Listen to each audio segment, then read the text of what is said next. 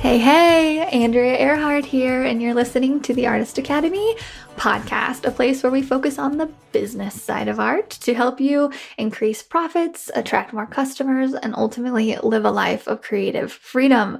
Today, we have a very special solo episode as I'm going to read you the first chapter of my first book. Ooh, it's called Mural Money, and it's really just a guide to help you create the art career of your dreams. And I recorded the introduction of the book just a couple episodes ago, so if you want to go back and kind of hear that. But I just want to talk a little bit more about the writing process as I'm currently deep into it.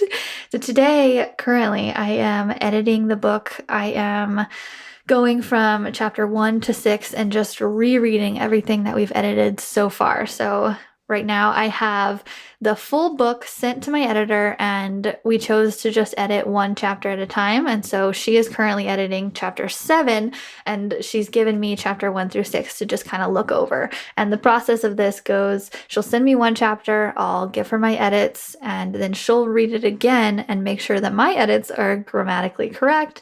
And then I do it again. And we just kind of it just becomes less and less editing as we go back and forth. And then we go on to the next one. And this chapter will have about 20, maybe chapters in total. I don't know, but the countdown is on, and we are working diligently to get this thing edited to where it flows. And I'm just having a really great time with it. It's a lot of time.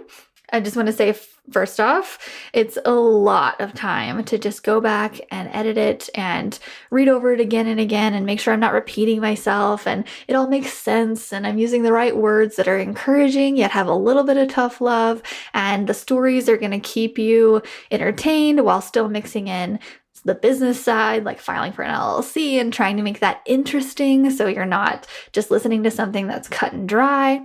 But really, as I'm painting, and I have a bunch of window painting jobs and murals that I'm doing every day, and all I'm thinking about is I can't wait to get home and tell more stories inside of this book because I'm just obsessed with it right now. But I'm so excited for you to eventually hear it that as I'm editing today, I'm like, how about I'll just put out just a little bit on the podcast to maybe generate some buzz about it and get you just as excited as I am about it. It's a very new but fun experience. And so I'm going to read you chapter 1, and just know that it will likely change a little bit in the final edit, but this is what we have so far, and it's 99% done, I'd say. So, okay, I'm not going to talk about it anymore. This is chapter 1, taking a step in the right direction.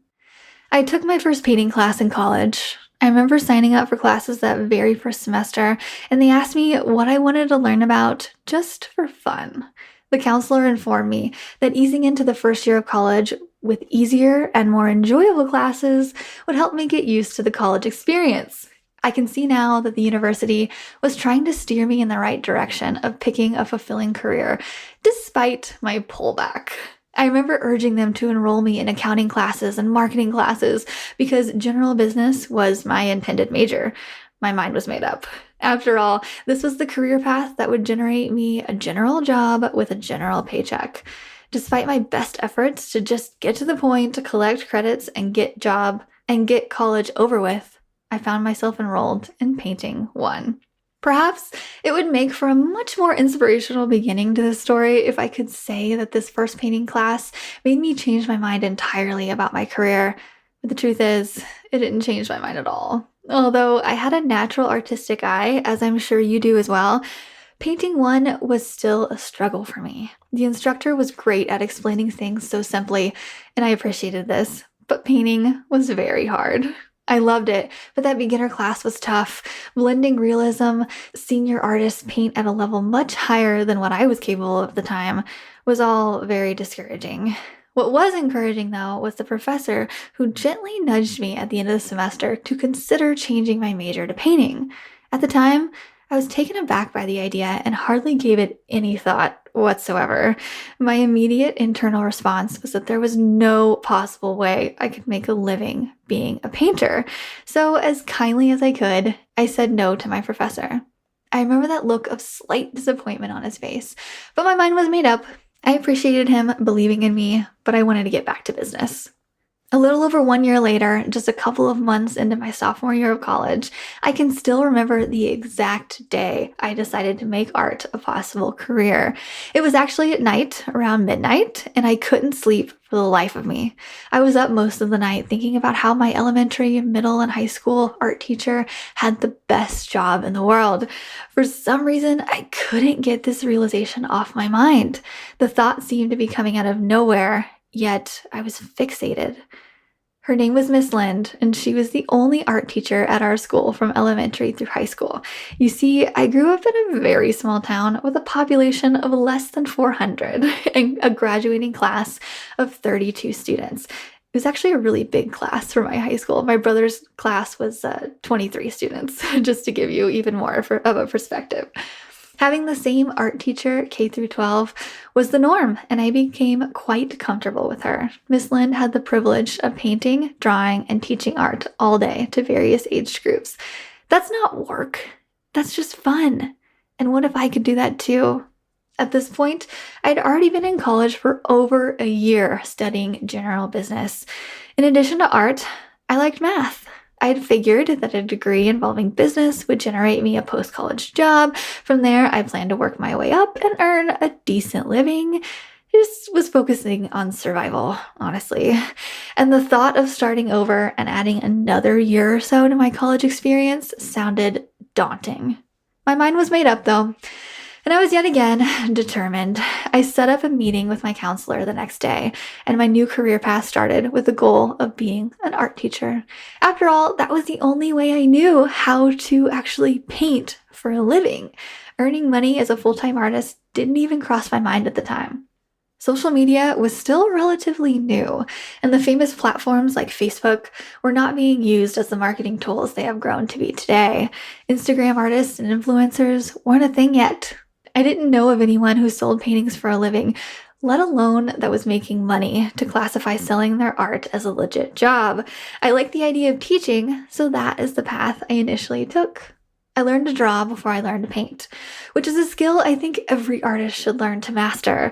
Knowing how to draw made every learned art skill that came after it much easier.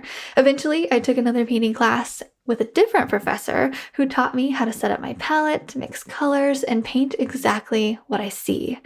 This class and the enthusiastic professor was the one that finally convinced me to add a degree in painting to my list of professional goals. For a while, I continued taking art education classes and was content with the idea of one day becoming an art teacher. However, after learning about school rules and how school systems were managed, I quickly realized that teaching was no longer my ideal job. I'm not big on rules and restrictions, and I prefer to make things up as I go. I knew that I wouldn't even be able to color my hair pink, purple, or any other crazy color I fancied at the moment. I felt like a clock was ticking down the days, hours, and minutes until I would lose my freedom. That made me anxious enough to take what I thought was a much riskier path of focusing on painting. Eventually, I graduated with a Bachelor's of Arts degree in painting with an emphasis in art education and a minor in general business. That's a mouthful. It's been a long journey to where I am today, and it's funny to think how I am still using each focus area of my college education within my current career. I would have never guessed that I would one day be leading with what I truly wanted to do, with what felt fun and what came easy to me. Through perseverance mixed with self-belief, it all ended up working out, obviously. This is not the part where I convince you to enroll at a university or a specialty art school. In fact, you won't find that part anywhere in this book. Please don't think that I'm at all saying that professional education is at all a requirement to achieve your goals. Nobody has ever asked me for my transcript before hiring me for a project, and it's likely that nobody will ask that of you either. Actually, I'd be willing to place money on a bet that says you will never in your life be turned down due to the lack of a professional education. I don't think my path is for everyone, and I know that just about everything you want to know can be found for free, or at least at a low cost on the internet. This route is certainly much less expensive than setting out to earn an art degree. Luckily, I was raised by a single mom whose yearly income put us within the poverty level. This qualified me to receive maximum government assistance in the form of grants to help me afford college. As a result, I ended up with only $15,000 of debt after graduation. According to statistics, this is well below the average debt most people have by the time they graduate. A portion of that debt was from me just taking out loans to live, eat, and fulfill other basic human needs while taking classes. My parents did not pay for college in the least bit. It was a struggle, but I was able to fully pay off that debt within just a couple years once I landed my first big-time art job post-graduation. As it turns out, that investment was well worth it. Don't worry, we'll get to that whole story of everything about that later. The things I learned in college proved to be very valuable. They gave me a baseline of skills to get a head start in the world of art, but I also graduated still not knowing what I was going to do with my life. I remember thinking to myself, I have a degree in doodling. Great job. What the heck was I going to do with a degree in art? Be an artist? Yeah, right. That is not possible. At least I didn't think it was possible until I could at least move out of Springfield, Missouri and meet enough people to build a client base. I told myself that I wasn't ready, so I delayed starting at all. Even after many hours of professional instruction and earning a degree, I wasn't ready. Yeah, okay. Envision your life. Before we launch into the nitty-gritty of the business, including finding new customers, how to price your art, etc., I want to challenge you to first figure out what it is you actually want to do. You don't have to be extremely specific, but it is essential for you to determine a direction for your art career. Just a general direction is what we're going for here. For example, I knew that I wanted some kind of career in the arts, so I started taking general steps in the right direction by enrolling in art classes. Although my initial plan shifted and I pivoted away from becoming an art teacher, I eventually ended up right where I was meant to be, painting full-time while also teaching other artists the business of art. Get clear on what you like to do and start taking steps towards it, but know that it will likely change, and that's okay. The important thing is that you are giving yourself a vision of what you want, and even if it changes, at least you took steps in the right direction. Who knows, the skills you learn now could come in handy later. Just go in the direction of the types of art you like to do. I'm not going to assign you a worksheet or something you have to fill out because I know that very few are likely to do that. I knew I wouldn't. But what I will do is ask you to pull out the notes section of your phone or a voice recording app or quickly jot down or record your ultimate goal for your future. What do you want? To get started, begin brainstorming by asking yourself some essential questions to get to the root of what you desire out of life. First off, what does a perfect day in your world look like, including work? Another one, what types of art do you consider fun and come easy for you? Feel free to pause this and take some notes and then re-listen to it and just jot down things as you go, as I'm reading these. Number 3, what would you feel fulfilled doing every day? And are you choosing this route because it seems more attainable than the other options? And lastly, what artists are you most jealous of? Write down your answers to these questions in your notes and keep them at a safe spot to be revisited and reviewed. What you want is uniquely you. Remember that. Maybe you think that painting watercolor portraits for a living is just the coolest thing you could hope to accomplish. Perhaps you're dreaming of a life where painting big and impressive murals is a part of your everyday routine. Whether you desire a career in painting, photography, writing, or whatever, you mustn't let self-doubt get in the way of you setting career goals. So write down or record that one thing you would genuinely enjoy doing as a career. This first question listed above proved to be one of the most valuable thought-provoking questions I could have asked myself. Once I figured out my direction, I decided to get intentional and serious about where I wanted my art career to head. I'll often revisit this question at least once a year to make sure I'm still on that right path.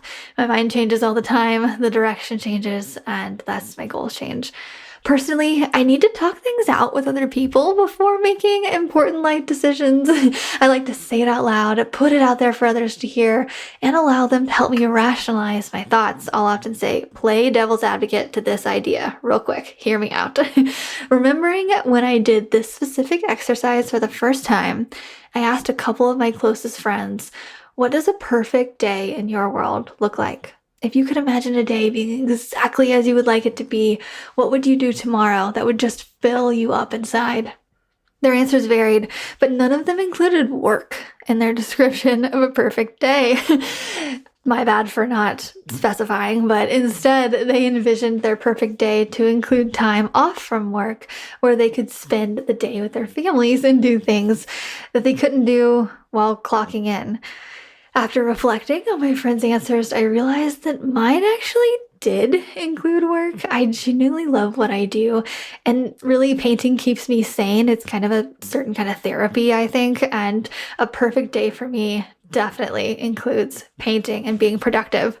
This conversation with my friends made me realize that work is not the same for everyone. Painting doesn't even seem like a job the majority of the time. Don't get me wrong, there are days when I do not want to paint images of rocks or dirt or trees. So on those rare occasions, painting does feel like work, just not hard work. You know what I mean? When I first began to envision my career, I thought that my future would include painting canvases in a studio and creating enough art pieces to fill a big show. I pictured my life to include painting and traveling to different countries to show my work. It sounded so glamorous. I would just stay in my studio and paint, and then travel to places like Australia and Japan and just have a big show. That was my ideal work environment once upon a time. But funny, now that I've traveled quite a bit, painting murals mostly all over North America, I've learned that I prefer being home and painting locally where I can sleep in my own bed at night.